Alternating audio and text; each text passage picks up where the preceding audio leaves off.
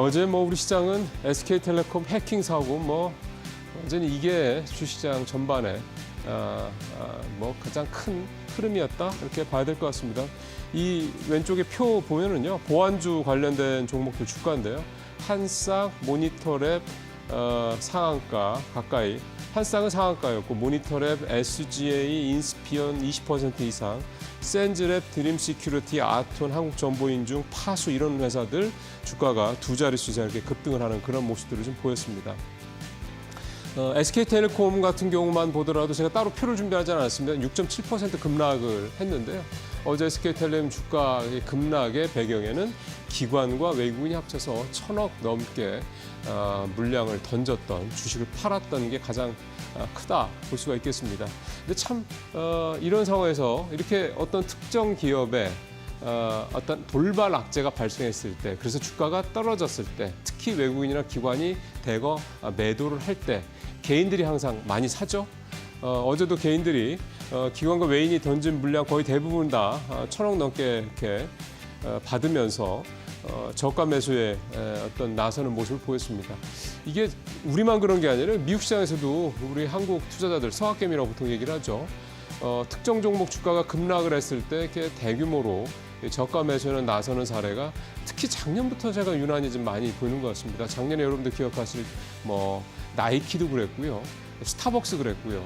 엔비디아도 주가 8월에 그때 한참 주가 빠지고 그럴 때 엔비디아도 역시 많이 샀었고 올해도 사실은 마찬가지입니다. 엔비디아 특히 올해는 이 테슬라 주가가 급락을 했을 때 대규모로 외국 개인들이 서학개미들이 좀 매수하는 그런 모습들을 보였습니다. 최근에 또 테슬라 주가도 좀 올랐죠. 엔비디아 주가도 좀 반등을 지난주에 좀 하면서 이 서학개미들의 저가 매수가 좀 효과를 톡톡히 봤다 이런 평가도 나옵니다만 아직 그렇게 판단하기 좀 이른 것 같고요. 기본적으로 이걸 샀다 팔았다 이렇게 단기적으로 매매를 하는 거라면 모르겠습니다만 보통 이제 우리 서학개미들이 미국 주식을 많이 사는 이유가 좀 장기 보유를 하는, 그러니까 바이앤홀드 전략을 주로 좀 쓴다라는 걸 감안하면 참 아직은 참 바이앤홀드 이렇게 해서 종목을 사기가 참 부담스러운 시장 상황이다라는 건 분명한 것 같습니다. 어쨌든 그럼에도 이렇게 저가 매수에 나서는 이게 국내 해외 다 마찬가지다 이런 현상이다 볼 수가 있겠고요.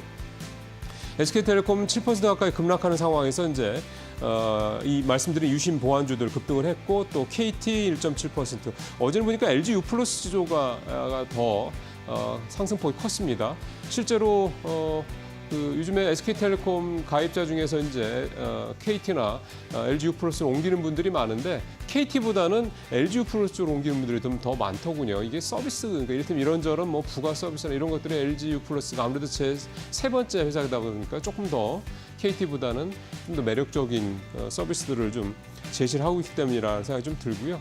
이런 종목들 주가가 좀 급등하는 모습을 보였습니다. 이게 이제 얼마나 갈지 여부는 좀 살펴봐야 되겠죠. SK텔레콤이 얼마나 이런 투자자들 또는 고객들 마음을 좀 불안하게 하는 부분을 좀 줄일 수 있을 것이냐. 이게 이제 어떻게 보면 이 SK텔레콤 해킹 사고의 이 이슈가 더 오래 갈 거냐 아니면은 단기에 끝날 거냐 이거를 좀 가늠할 수 있는 지표가 될 것 같습니다. 다음 체크사항 볼까요? 예, 어제 하나오션 얘기입니다. 어제 주가가 일단 6.7% 넘게 좀 떨어졌고요. 산업은행이 25년 만에 지분을 매각한다라는 얘기가 나왔기 때문입니다. 25년이라는 얘기가 나온 거는 2000년도에 산업은행이 그 당시에는 대우중공업이었습니다. 그 다음에 이제 대우조선해양으로 이름이 또 바뀌었고 그 다음에 그 대우조선해양이 2023년, 2년 전이죠. 어차피 얼마 안 됐네요, 정말. 한화 측에서 이제 유상증자, 제3자배당 유상증자를 하면서 이제 경영권이 산업은행에서 넘어갔죠. 그러면서 이제 19.5%에 원래는 대우중공업이었는데 그게 대우조선해양으로 갔다가 한화가 대우조선해양을 인수하면서 하나오션으로 이름을 바꾸면서 이제 그 지분 19.5%를 그대로 좀 갖고 있는 상황입니다. 총 지분이 19.5%. 근데 이 중에서 3에서 5%씩 분산 매각을 하겠다라는 좀 계획을 갖고 시작을 했는데 어제 그러니까 28일 날 수요 예측을 했다고 그러더군요. 거기에서 이제 수요 예측을 해서 이제 어느 정도 시장에서 평가가 나오면 이제 그거 가지고 이제 본격적으로 하겠죠. 현재 최대 주주는 하나 에어로스페이스 21%로 최대 주주인데 하나그룹 전체에서 한 40% 정도로 이상을 갖고 있어서 사실은 이 19.5%를 누가 통으로 다 가져가더라도 한화 측에서 하나오션의 경영권을 뭐 유지하거나 경영권 행사를 하는데 크게 문제는 없을 것 같습니다. 그래서 뭐 시장의 충격은 예상보다 덜할 것이다. 이런 얘기도 일단 나오고 있고요.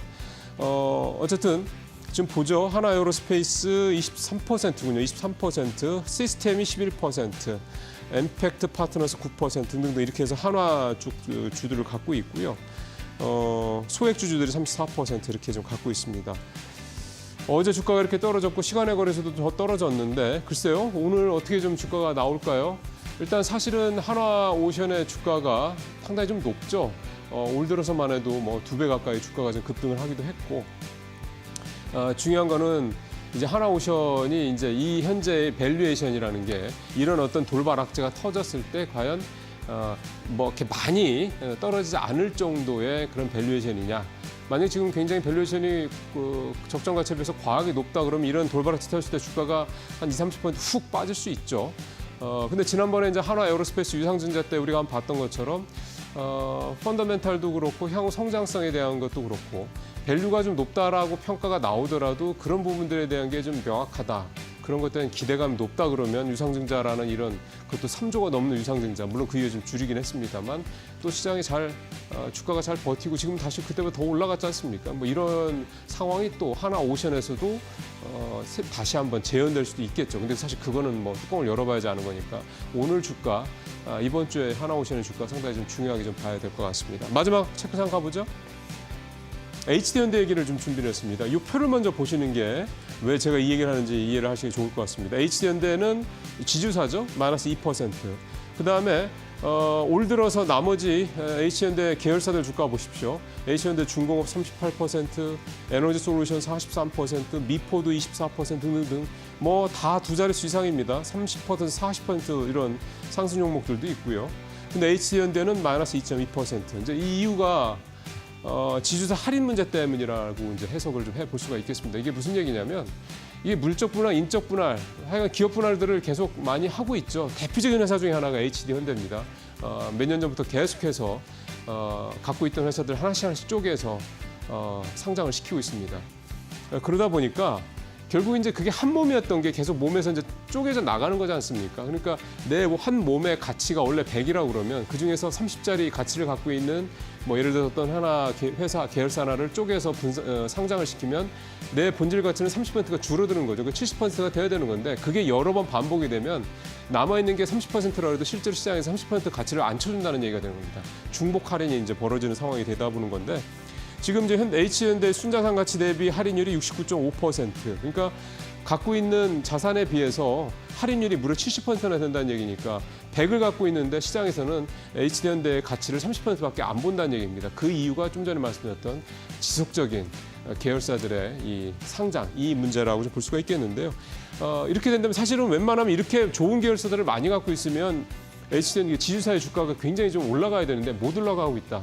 결국 이게 소위 말하는 계열사들의 잇따른 인적 분할, 뭐 상장, 물적 분할 상장 이거에 따른 이제 후유증이다, 부작용이다 이렇게 좀 봐야 될 것 같습니다. 네, 오늘 모닝체크 여기서 마치도록 하겠습니다.